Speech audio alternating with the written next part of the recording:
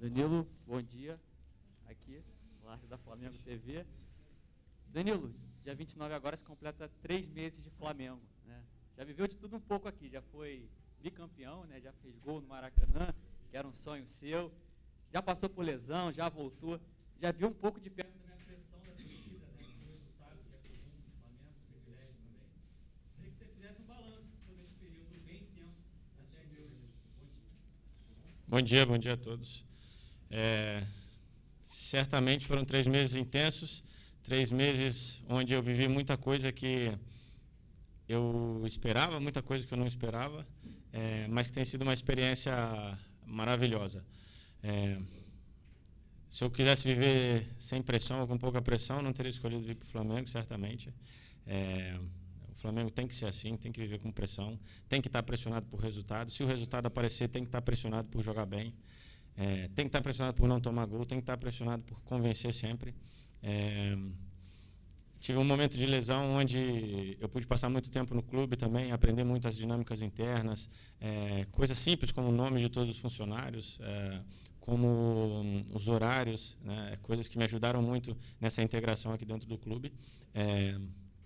Foi até bastante tempo, não esperava que fosse tanto. Entretanto, eu tomei isso como uma coisa positiva, que me ajudasse, para que eu colocasse em prática voltando a jogar. O gol no Maracanã foi um momento mágico para mim, foi, como eu falei, a realização de mais um sonho. E agora espero dar uma sequência importante de jogos, de ajuda ao clube e à equipe dentro de campo, que é para isso que eu fui contratado. E espero que a gente possa já, no próximo final de semana, coroando esses 3 meses, conseguir uma vitória importante para o Campeonato Brasileiro e para a sequência do ano. Oi, Danilo, boa tarde a todos. Flávio Vinick, do SBT. Queria que você falasse da importância desse jogo, de uma vitória. O Campeonato Brasileiro é um campeonato longo, pontos corridos, mas já existe uma pressão pela liderança, que o Flamengo acabou perdendo e tem a oportunidade de recuperar, não depende só dele, mas já entra tendo que vencer, já com essa pressão no domingo no Maracanã, contra um tradicional adversário, o Corinthians. É bonito, né? Entrar para vencer e para que a gente possa retomar a liderança, né? A gente fala muito em pressão, como eu falei agora na resposta anterior, e ainda bem.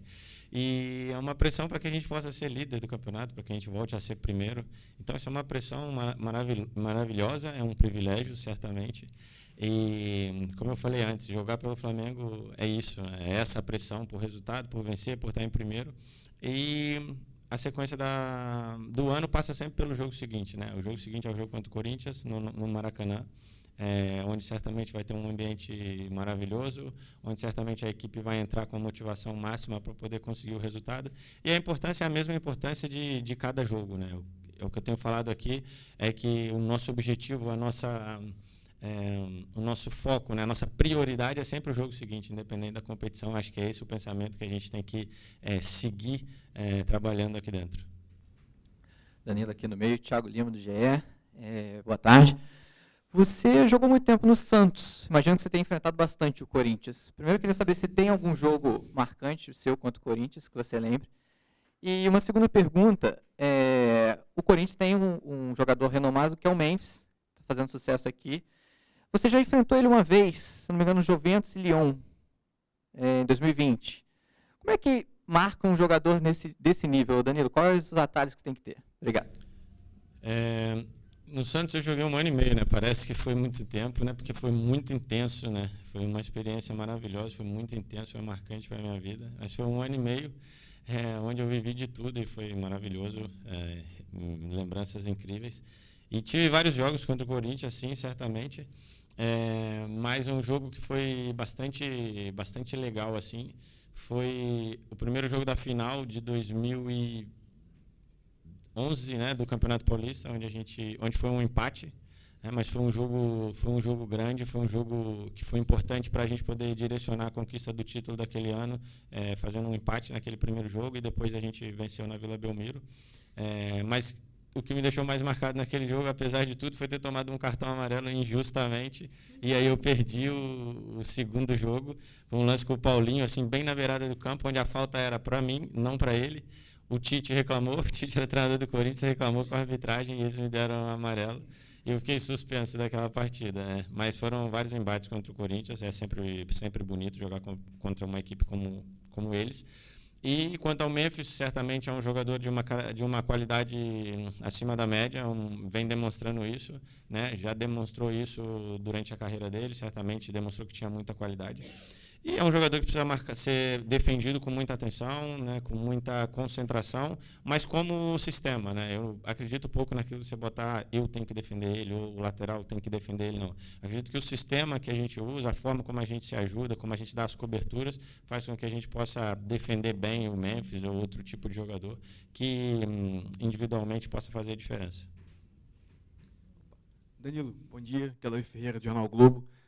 Você acabou de voltar agora, depois de 2 meses de lesão, jogou super bem contra a Juventude e a LDU, e você fala sobre ter usado esse tempo para poder não só conhecer o clube, mas também se fortalecer fisicamente, né? Eu queria te perguntar como é que está sendo essa readaptação física ao futebol brasileiro, depois de 12 anos na Europa, e como é que você se preparou nesse período para poder engatar essa sequência no restante do ano. Está confiante? Estou confiante. Estou confiante porque não aguentava mais ficar na maca, na academia. Como eu falei, foi feito para estar em campo, para jogar, para colaborar em campo, né? Como eu sempre falo, toda crise é uma oportunidade, né? Eu acredito que foi um momento de crise para mim individualmente, ficar fora durante esses 2 meses. Então eu pude aproveitar para me reequilibrar muscularmente, para trabalhar coisas que com a correria do dia a dia e de tantos jogos e viagens a gente às vezes não consegue trabalhar, como equilíbrio, potência, reatividade, coisas que são muito importantes no jogo e que muitas vezes com tanto treino, com tanto jogo, a gente não consegue trabalhar ou ter um olhar específico para isso, né? Então eu procurei utilizar esse tempo que eu tive mais aqui dentro justamente para isso, para que quando eu voltasse eu pudesse estar melhor preparado do que quando eu cheguei, ainda que eu tenha chegado num nível muito importante, mas todas as mudanças que aconteceram e todas as mudanças em termos psicológicos, em termos de estrutura mesmo da minha vida, certamente são coisas que demandam um certo tempo para poder adaptar, mas já acabou esse tempo de adaptação. Danilo, tudo bem? Aqui, na sua frente. Rafael Borghetti, repórter do canal Fla Voz. A última vez que eu conversei com você, na zona mista contra o Juventude, eu tinha feito uma comparação com você, e você citou uma frase que eu vou até ler aqui, que foi do Augusto Cury, que você disse que a comparação é o ladrão da felicidade. Mas eu não consigo não te perguntar, e sem fazer uma comparação, do momento defensivo bom que o Flamengo está vivendo, mas, em contrapartida, no ataque o Flamengo não está conseguindo ter todo esse sucesso. Queria que você fizesse essa comparação, como que a defesa consegue estar tão bem e o outro setor não tanto, como é que isso está impactando vocês dentro do campo, nas partidas, como é que vocês estão reagindo a esses dois extremos, assim, um lado muito bom e o outro nem tanto? Obrigado. Cara, é difícil assim ter uma clareza nessa resposta, porque primeiro que defender, você fala, a equipe está bem defensivamente, mas não tem a ver só com os zagueiros, ou só com os laterais, ou com o primeiro meio-campista, né? É todo um sistema que funciona, que trabalha, que faz a pressão, que direciona o jogo do adversário, que faz com que a gente possa estar preparado para roubar a bola o mais alto possível, para que a gente possa não sofrer gols. E atacar também, a defesa tem um papel importante, né? Que é a nossa obrigação fazer com que a bola chegue mais limpa possível para os meio-campistas e para os atacantes, né? Que a bola chegue na melhor condição possível para que eles possam criar as jogadas e criar as oportunidades de gol. Então é todo um trabalho conjunto. Eu acredito que nós, enquanto equipe, temos muita margem de crescimento, sim, para esse momento da finalização, para esse momento que decide os jogos, para esse momento que realmente traz os 3 pontos para nós ou não, né? Mas isso não é uma coisa que precisa ser colocada só para o ataque. Obviamente, os atacantes, meio-campistas, são quem aparece mais vezes ali para poder finalizar, mas é um papel de todos enquanto equipe se fortalecer nesse segmento, trabalhar, se cobrar no dia a dia, para que a gente possa mudar essa estatística, para que a gente possa melhorar. Até porque falar disso é um pouco engraçado, porque contra o Juventude nós fizemos 7 gols. 6, né? 6 gols contra o Juventude. E não é que nas outras ocasiões contra o Vasco e contra a LDU nós também tivemos ocasião e não fizemos. Então, assim, tentar não ser refém das circunstâncias, entender que o trabalho está sendo feito, mas certamente a gente precisa se cobrar mais, seja nos treinamentos, seja no momento dos jogos, para que a gente possa vencer. De quanto? 1-0, meio a 0. Como sempre fala, aqui é Flamengo, a gente precisa vencer, trazer os 3 pontos para o nosso lado e o próximo dia vai ser melhor. Bom dia, Danilo. Léo José do Coluna do Fla. Você jogou grande parte passou por um grande momento na sua carreira jogando na Europa, sabe da importância da competição continental, da Champions League, já disputou a Libertadores aqui pelo Santos, e a torcida do Flamengo ela tem um prazer muito grande em ver o time ser campeão da Libertadores. E hoje a gente está vendo o Flamengo, depois de 3 rodadas, na 3ª colocação do Grupo C. E eu queria saber como que o elenco e como você, Danilo, enxerga a situação do Flamengo neste momento na Libertadores. Eu enxergo uma situação completamente acessível para a gente. Mas isso não quer dizer em tom de soberba ou em tom de que a situação é tranquila. Uma situação onde a gente tem que trabalhar muito, onde a gente tem que se dedicar muito, mas que a gente tem totais condições de conseguir a classificação. Se possível, em primeiro. Acredito que a gente tem que colocar como objetivo isso, alcançar o nível mais alto em cada momento que a gente estiver disputando na temporada. O objetivo é passar o grupo em primeiro, porque isso depois dá moral, dá confiança, e também normalmente nos cruzamentos te faz ter confrontos talvez mais acessíveis, mas eu acredito que é uma situação onde a gente tem total condição de reverter. Pode ter certeza que eu, particularmente, mandando essa mensagem em nome do nosso grupo, não tem ninguém satisfeito com essa posição na tabela. Aí você fala, está em terceira, 1 ponto, 2 pontos, cara, mas o Flamengo tem que estar lá em cima, o Flamengo tem que estar em primeiro, o Flamengo tem que vencer. É que muitas vezes as coisas não caminham como a gente espera e nós temos que fazer acontecer isso. Então é uma situação que é desconfortável, certamente, mas nós estamos com um pensamento virado para que a gente possa terminar em primeiro, para que a gente possa vencer as partidas, até porque vencer as partidas que vêm agora, principalmente as partidas fora de casa, te dá uma moral muito grande enquanto equipe, te dá uma consciência, uma sabedoria muito grande de crescimento. Então é isso que eu espero. Danilo, tudo bem? Monique Danello, TNT Esportes. Esse duelo contra o Corinthians no domingo pode reservar aí algumas novidades. O Corinthians está sem treinador ainda, mas com conversas com o Dorival.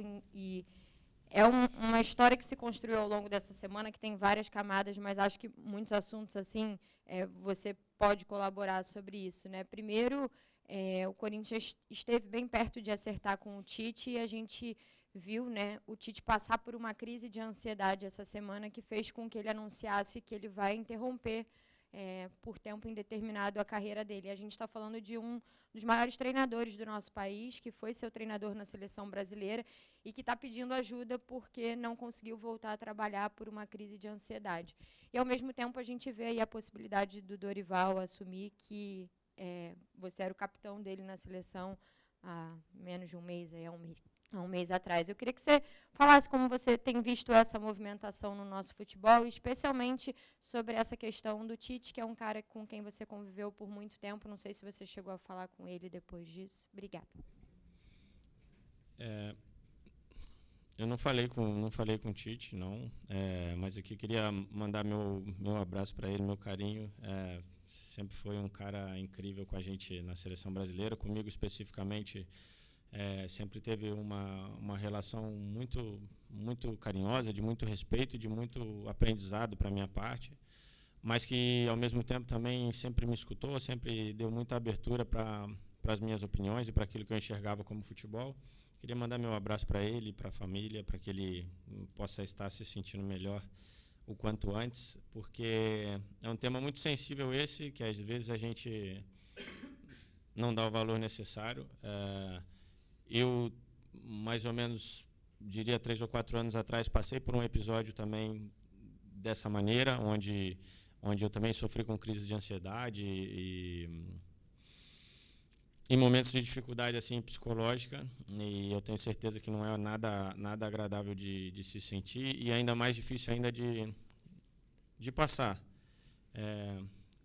Penso que isso pode ser uma oportunidade para que a gente olhe o esporte de alto rendimento, ou pelo menos tente olhar o esporte de alto rendimento de uma maneira diferente.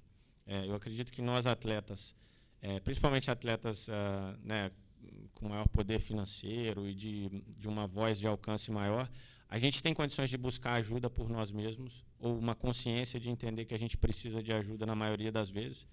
podemos buscar profissionais, estruturas, pessoas que podem nos ajudar. Mas que a gente possa ter uma consciência da camada da raiz, né?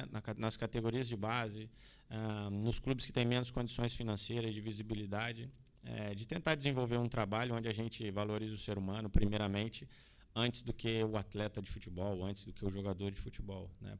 Até porque o atleta de futebol ele só vai existir e performar na potência se psicologicamente ele estiver bem, equilibrado, né?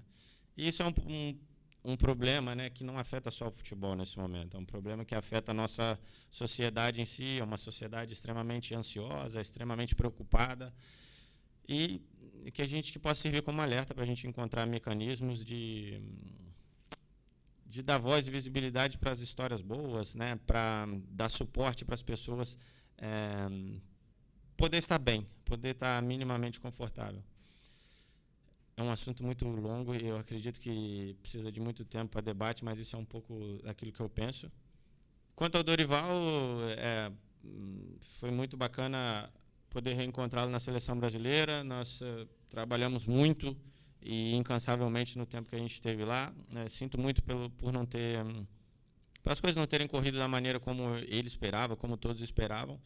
O futebol nesse momento tem muito disso, principalmente o futebol de seleção, tem pouco tempo de adaptação, de implementação de trabalho e se espera um resultado logo. Não é só na seleção brasileira, não é só no Flamengo, é o futebol no geral. Sinto muito porque Dorival é um cara excepcional, um cara de uma ética incrível, um cara família, um cara que cuida do ambiente. Sinto muito porque as coisas não caminharam da maneira como todos esperavam.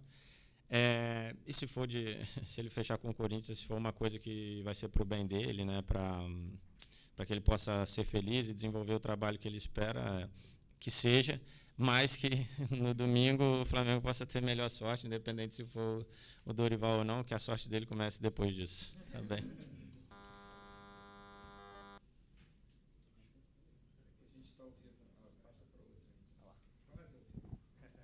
Danilo, bom dia, boa tarde já. Igor Dorileu, da Band. Eu queria te perguntar sobre o público para esse jogo de domingo, jogo entre os dois clubes de maior torcida aqui do Brasil, e o Flamengo já, alguns jogos, não estava tendo o Maracanã lotado. A expectativa para domingo é que tenha mais de 60 mil pessoas no estádio. Faz diferença ter o estádio lotado para vocês que estão ali dentro de campo? Pô, essa pergunta aí, com certeza, cara. Claro que faz diferença, né? Primeiro que é o Maracanã, pô, a torcida do Flamengo, cara, se aquilo lá estiver cheio, pô, eu já me arrepio todo quando eu chego lá, já sei que tá cheio, entendeu? É diferente, não tem como, é uma sensação diferente, é uma sensação única. Principalmente o jogo contra o Corinthians, as duas maiores torcidas do Brasil, cara, eu quando era criança, se me perguntasse que tipo de jogo que eu queria jogar, que eu gostava de assistir, era isso, entendeu? Então, domingo eu acredito que vai ser um dia muito, muito bonito, uma tarde especial, poder ter o Maracanã cheio, ter o apoio da torcida do Flamengo, ter um jogo do tamanho de Flamengo e Corinthians, com todos os ingredientes para que seja uma tarde bacana, e como eu falei, que seja com vitória do Flamengo, mas a importância da torcida do Flamengo é inegável, e que ela esteja dentro do Maracanã e lotando o Maracanã certamente é um ponto muito positivo para a gente. Danilo, tudo bem? Aqui na frente, boa tarde. Gabriel Orfa, canal Paparazzo Rubro Negro, revista Placar. Danilo, eu queria voltar um pouco no jogo da LDU, queria saber um pouco de você, dos bastidores, como é que foi um jogo na altitude. A gente estava lá em Quito, sabe que é mais difícil para respirar.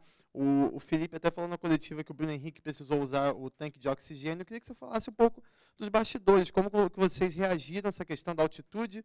A gente sabe, claro, que é mais baixo do que La Paz, onde o Flamengo jogou no passado, mas como foi para vocês, além de um adversário difícil, que é a LDU, como é que foi essa questão da altitude na visão do jogador? Obrigado.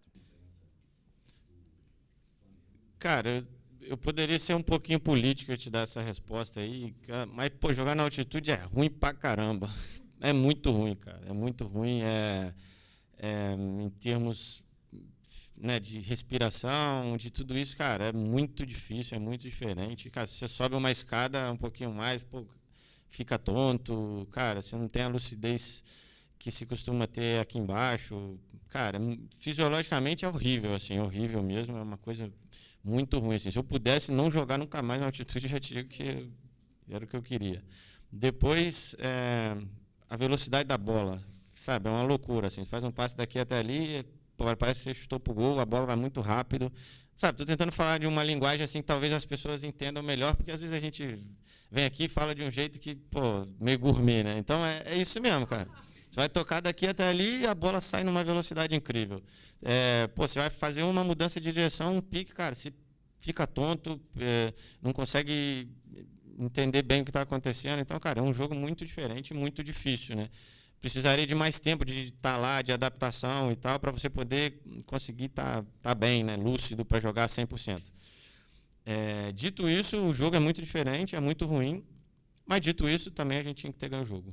Eu acredito que a gente poderia ter feito, não melhor, mas a gente poderia ter vencido o jogo, né? Então, que fique como aprendizado, para nós, enquanto grupo, enquanto equipe, que a gente tinha condições de vencer. Quer dizer que a gente não fez o nosso máximo? Não. Mas quer dizer que a gente tem um espaço aí de crescimento para a gente poder vencer esse tipo de jogo, que é extremamente difícil.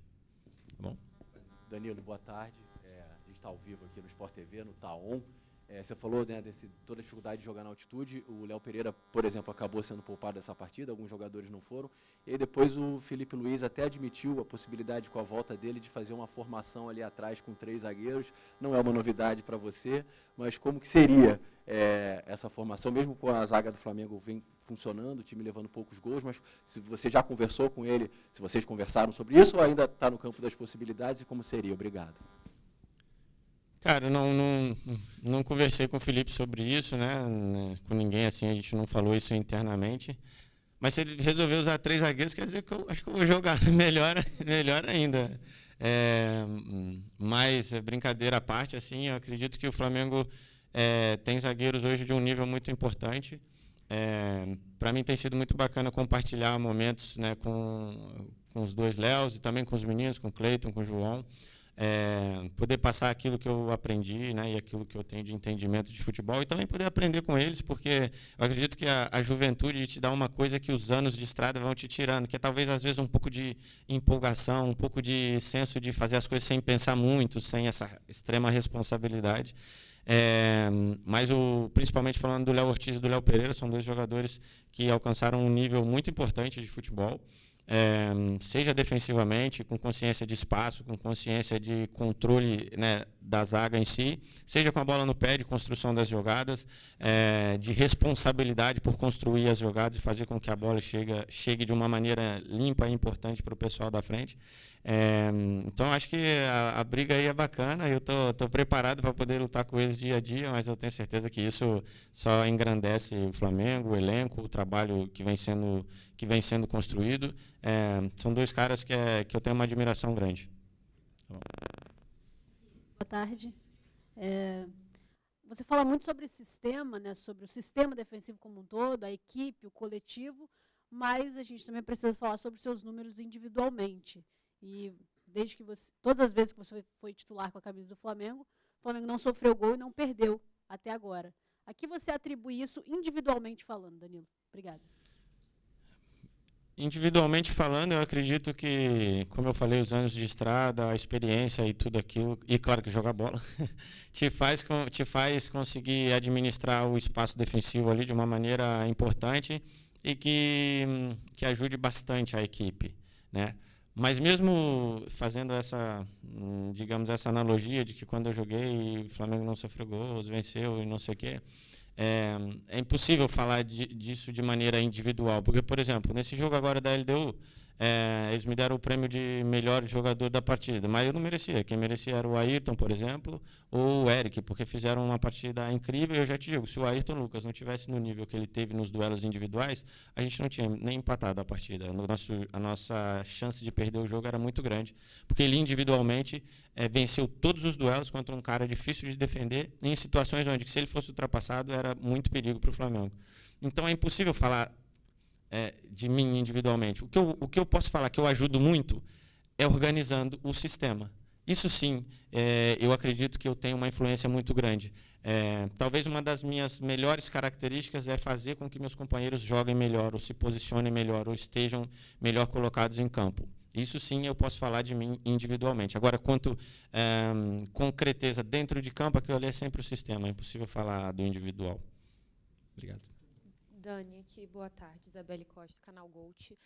Aproveitando até um pouquinho do que você falou sobre não só falar individualmente, a gente sabe que você é um líder nato, né? Capitão da seleção brasileira, sempre foi capitão nos clubes que você já jogou, e dá para ver um pouquinho da tua atuação aqui, mesmo em tão pouco tempo, a gente já consegue ver. Hoje mesmo você estava ali conversando com o Gerson, queria que você pudesse falar um pouquinho de como tem sido essa convivência e também um pouco dessa divisão de responsabilidades, né, de voz ativa dentro do vestiário.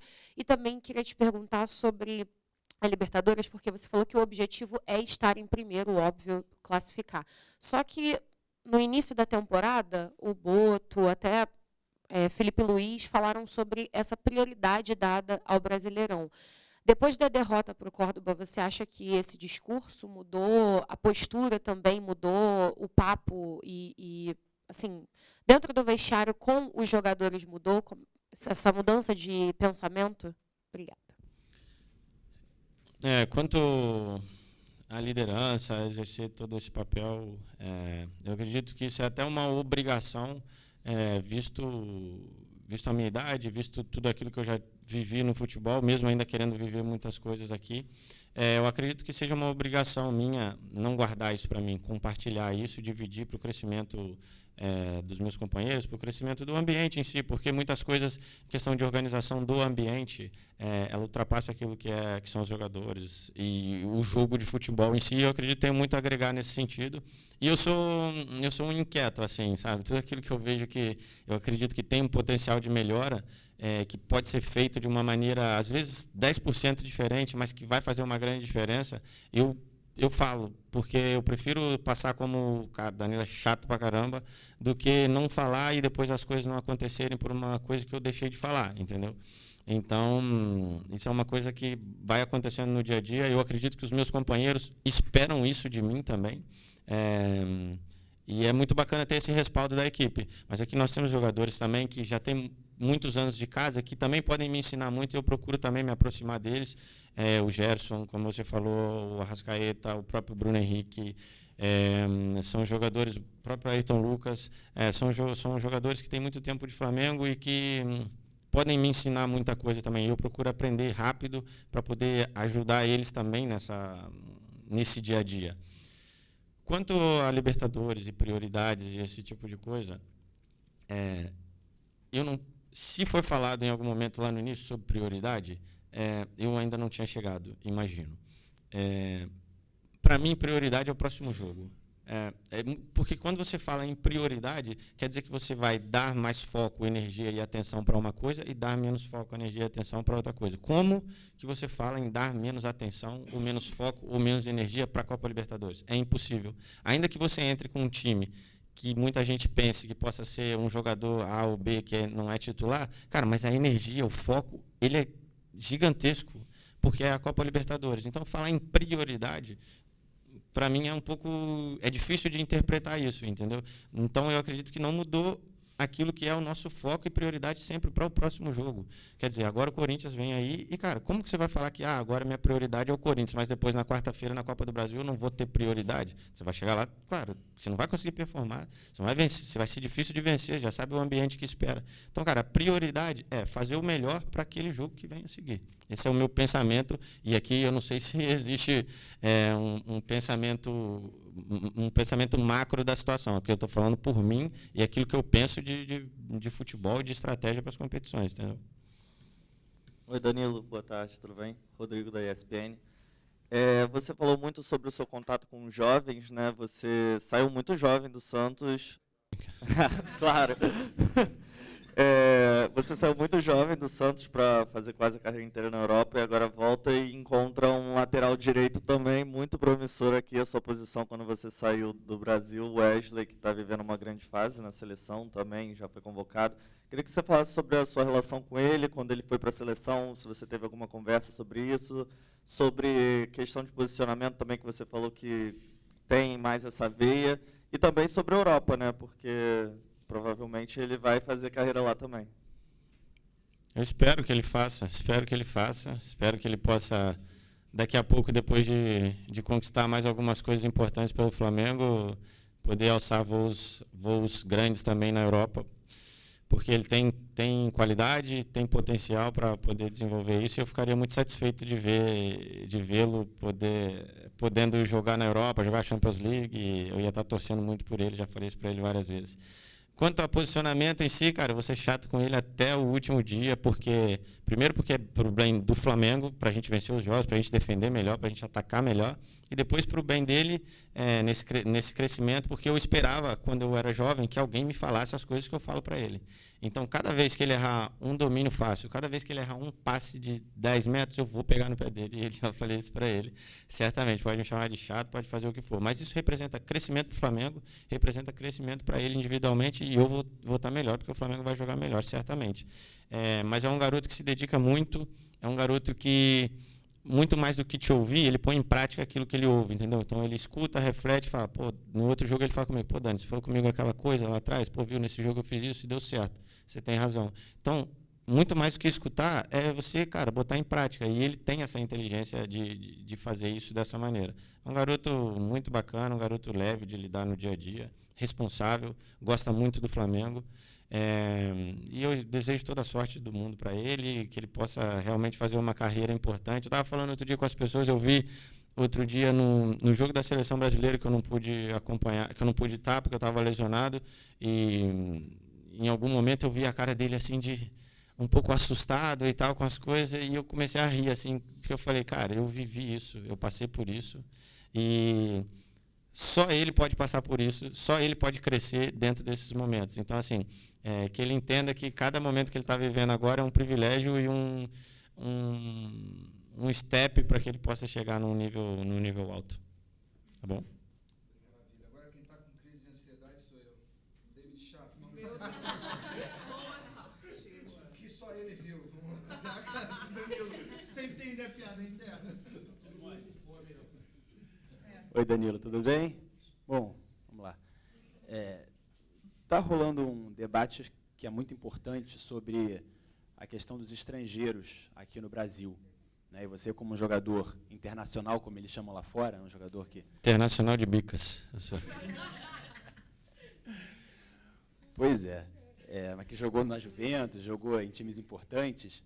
O que você acha? Porque teve até um programa na Band com Galvão Bueno, Luxemburgo e Leão, se não me engano, falando que tem que diminuir o número de estrangeiros para o Brasil voltar a ser forte na seleção, sendo que tem teorias contrárias também, né, que falam que a Itália, que era a maior liga do mundo, e foi durante muito tempo, tinha uma seleção muito forte, que uma coisa não tem rigorosamente nada a ver com a outra, tem gente até que fala que não, que é bom ter vários jogadores estrangeiros para que tenha uma internacionalização, que tenha uma, digamos assim, uma correspondência melhor, né? Um intercâmbio melhor. Qual é a sua opinião sobre isso? Queria entender até sobre o posicionamento da Liga Brasileira no cenário do mundo, se está forte, se não está, se está do nível das principais do mundo. Cara, provavelmente essa é uma resposta que, para ela ser dada de uma maneira justa, eu precisaria de um tempo assim, para pensar realmente sobre o assunto, porque é um assunto bem profundo e demanda muitos questionamentos. O que eu posso falar em relação a isso é que, independente do número de estrangeiros, diminuir estrangeiros ou liberar, eu acho que precisa existir um foco maior na capacitação dos nossos atletas, da nossa juventude. Aí sim, eu acredito que possa ter um impacto grande e positivo. Porque se você diminui o número de estrangeiros, né, em teoria, abrindo espaço para mais jogadores brasileiros. Mas se você não investe na capacitação desses atletas, cara, vão chegar atletas no profissional, no time principal, que não estão preparados e que não vão crescer e se desenvolver como atletas de alto nível. E aí, faz sentido você trazer estrangeiro para os clubes, para vencer, para poder ter marketing, para poder ter todo esse tipo de coisa. Agora, se você focar na capacitação da nossa juventude, das nossas categorias de base, criar escolas de futebol preparadas realmente para ensinar o futebol e valorizando a essência do futebol brasileiro e capacitando e melhorando tudo aquilo, melhorando os profissionais também que estão envolvidos, aí sim eu acredito que vale a pena você pensar em diminuir o número de estrangeiros. Mas você ficar falando só do problema e não falar da possível solução, não ser construtivo, eu acredito que é chover no molhado, é só conversar para criar polêmica, criar debate vazio, entendeu? Eu acredito que é mais ou menos isso que eu penso, mas é uma resposta que precisaria de um tempo maior para ela ser melhor elaborada, mas assim, rapidamente, é isso que eu penso. Tá bom? Valeu, gente.